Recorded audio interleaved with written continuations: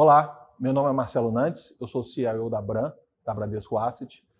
Estou aqui hoje para falar um pouco de tendência de investimento para os próximos anos e estou aqui com o André Fontinelli, responsável pela área de multimercados da Bram. Tudo bem, pessoal? A gente vai falar um pouquinho de renda variável, um pouquinho de renda fixa e também de cenário internacional hoje. Bom, para começar eu queria dizer que eu fiquei muito feliz com o convite para falar desse tema. Geralmente a gente é convidado para falar muito de o que vai acontecer no próximo mês, no próximo semestre, e tem muita incerteza no curto prazo, né? Às vezes tem muito ruído que a gente não tem tanto controle e a gente tem muito mais, pode parecer contraditório, mas a gente tem mais visibilidade estrutural num período mais longo do que no período mais curto. Então, para falar um pouco desses temas, eu acho que um dos principais que mais chama atenção, e eu pessoalmente gosto de estudar e entender bastante, é o problema do déficit fiscal do governo brasileiro. E por que esse tema é muito relevante, né? Isso é uma discussão de décadas no Brasil, né? O governo sempre com problemas de quanto de gastos públicos, de arrecadação, de aumento de incentivos tributários, e agora, diante desse problema da pandemia que a gente teve, esse problema voltou à tona. E o motivo que isso é extremamente relevante é que isso afeta diversas classes de ativos, né? Afeta não só os juros, a inflação, o dólar, né? A moeda e a renda variável. Então, de uma certa forma, esse é um tema que a gente precisa entender, saber o que vai acontecer nos próximos meses, nos próximos anos, para você se posicionar melhor nas suas classes de ativos.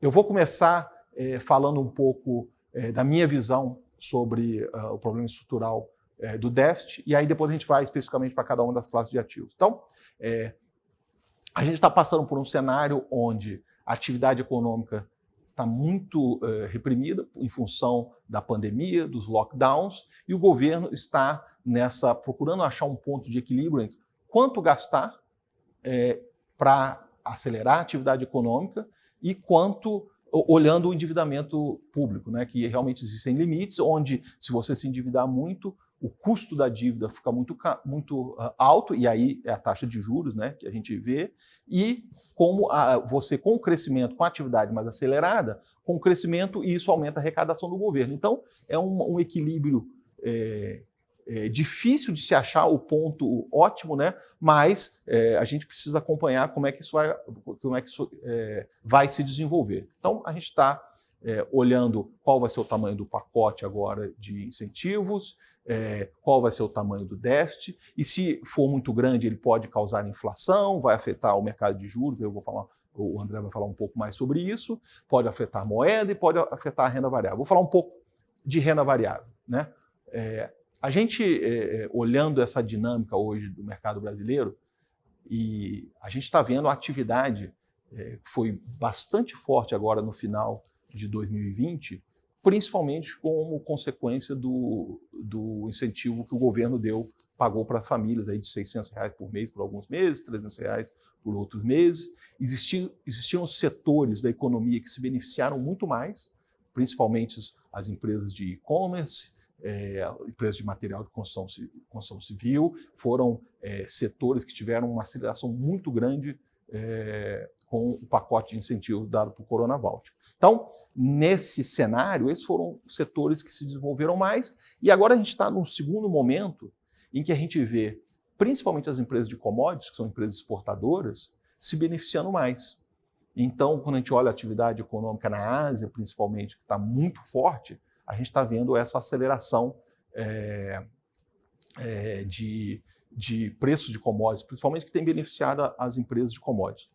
Mas eu estou falando no curto prazo, e a gente está aqui para falar um pouco mais de estrutural, né? Então, pessoalmente, eu acho que o governo vai gastar mais, ele vai ter que colocar mais dinheiro na economia, e eu acho que isso vai ajudar a Bolsa no curto prazo. A atividade vai vir melhor, a Bolsa pode ser que dê uma melhorada agora nos próximos meses, né? Mas mesmo assim, estruturalmente, eu acho que se a gente conseguir passar por essa arrebentação por esse período de atividade econômica mais lento, a gente vai entrar no mercado de renda variável um pouco mais robusto. A gente tem muito para crescer. A gente está vendo aí a quantidade de ofertas de novas empresas que estão vindo na Bolsa. empresas de tecnologia, que era um setor que a gente tinha muito pouco representado na Bolsa, vindo, e eu acho que a gente tem um cenário estrutural para a Bolsa bastante positivo para os próximos anos, assumindo que o governo não vai fazer nenhuma irresponsabilidade fiscal. Do ponto de vista de juros, o impacto da parte fiscal é muito grande, né? Então, a gente tem um agente dentro do mercado que está sempre drenando a economia de recursos, né? Que seria o governo, e aí a gente precisa, então, ver como o governo exatamente vai agir olhando para frente e para exatamente lidar com essa questão, né?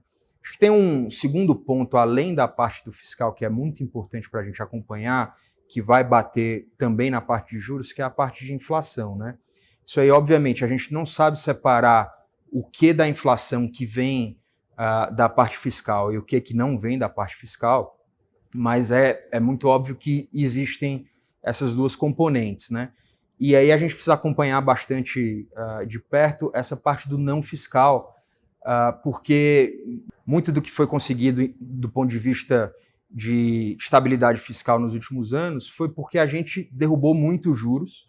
Então a gente está com juros agora em 2%, e aí, olhando para frente, a gente precisa acompanhar se a parte de inflação vai interferir a um nível em que esses 2%, muito provavelmente a gente está vendo agora um processo de alta de juros, né, nos próximos meses, se a gente vai voltar para 4%, se a gente vai voltar para 6%, se a gente vai voltar para 8%. Isso aí tem um impacto no fiscal que é muito grande. Então, realmente, a gente precisa acompanhar. A nossa visão é de que a alta de juros vai ser uma alta moderada, ou seja, a gente vai trazer ali para algo em torno de 6% no longo prazo, essa taxa de juros, né, que seria mais ou menos uma taxa de juros que seria a taxa de juros normal de Brasil. Dentro desse cenário, não teria um impacto tão grande assim na curva de juros que a gente tem atualmente. Então, a gente acha que a precificação, né, o que está implícito ali em termos de taxa de juros na curva, não deveria ser muito diferente do que a gente tem hoje em dia, tá? Mas acho que é muito importante a gente acompanhar, primeiro, esse lado que o Nantes colocou, que acho que é um ponto muitíssimo importante, que é o fiscal, e a segunda parte é essa parte da inflação, já excluindo a parte do fiscal, se a gente tem, de fato, uma alta, e aí só para fechar, né, a gente está olhando um pouco mais no longo prazo, mas nos últimos 6 meses houve essa alta, né, nas expectativas de juros, realmente, de inflação, que realmente não era esperado pelo mercado.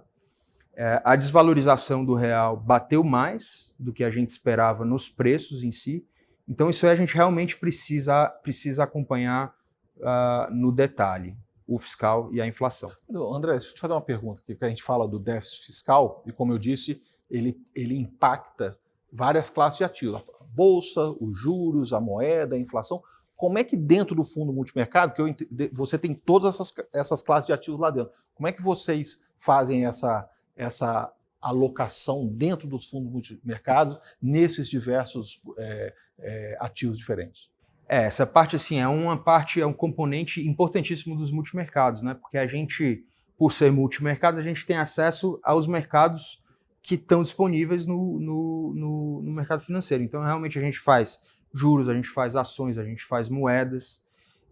Então, por exemplo, só para dar um exemplo, né? Dentro da parte de juros, já que você levantou a bola para mim, você tem aí as NTNBs, que são atreladas à inflação, você tem o pré, que é simplesmente um juro pré-fixado mesmo, você tem a operação de um contra o outro. Então, realmente, os multimercados, a grande força dos multimercados é exatamente essa diversificação entre várias classes de ativos. Não só isso, a gente tem dentro da equipe de multimercados vários gestores, cada um especialista em um dos mercados, para a gente poder ter uma diversificação até de visão, né? Então, tem um gestor que tem uma visão A, tem outro gestor que tem uma visão B, e a gente discute e realmente chega numa conclusão que a gente entende que é a melhor para o cliente, né? Sem falar que no multimercado você tem o dinamismo de mudar a sua visão. Se o cenário muda muito rapidamente, vocês podem não só colocar mais em renda variável, ou em renda fixa, ou em inflação, como também, ao invés de estar otimista em renda variável, inverter essa posição, você tem, além de você ter a diversificação, você tem um dinamismo de mudança de cenário. Né? Isso, a gente vê até nas cotas dos fundos, dá para você perceber essa mudança, né? Então tem dia que a bolsa sobe e aí o fundo sobe também, tem dia que a bolsa cai e o fundo sobe também. Então, assim, não necessariamente você fica estático, né, com uma única posição. Eu acho a classe de fundos multimercado bastante interessante, principalmente para o investidor pessoa física, que não tem tanto tempo de seguir o mercado, ele, de certa forma, está dando esse mandato para o fundo em si, em que ele tem um nível de risco maior do que os fundos de renda fixa, né? Mas também não tem uma volatilidade tão grande quanto os fundos de renda variável, e que ele consegue ter um retorno relativamente bom comparado com o risco que ele está tomando. Exatamente. O multimercados é um fundo de entrada, né? Então, realmente, é exatamente isso que você falou. Nem tanto lá, nem tanto aqui. A gente não está naquela renda fixa mais tradicional, nem a gente é a bolsa, que realmente tem uma volatilidade mais alta. A gente viu o que aconteceu aí durante a crise, então fica no meio do caminho e tem essa dinâmica e a diversificação. Então, voltando à nossa discussão anterior, né, falando de déficit fiscal, se a gente vai ter estruturalmente um déficit fiscal controlado, isso vai ser muito bom para a renda variável, estruturalmente para os próximos anos. O que eu, pessoalmente, acredito que a gente vai ter um cenário favorável. Agora, se o investidor tem uma dúvida em relação à disciplina do governo, o fundo multimercado é ideal, porque se o cenário muda, vocês conseguem ajustar as posições dentro das classes de ativo. E renda variável, você está exposto simplesmente ao mercado de ações, né? E aí ele vai para baixo de qualquer maneira. Isso, exatamente. Então é um pouco mais dinâmico, sim, nesse sentido, né? Tá bom. Bom, eu acho que a gente abordou o que a gente queria abordar sobre o mercado doméstico, os problemas fiscais brasileiros, como é que isso afeta as diversas classes de ativos. E no próximo vídeo a gente vai falar um pouco de oportunidades do mercado internacional e quais são as principais tendências aí no médio prazo. Isso, a gente vai falar de renda variável, de renda fixa e um pouquinho de cenário econômico também. Muito obrigado. Obrigado. Até a próxima.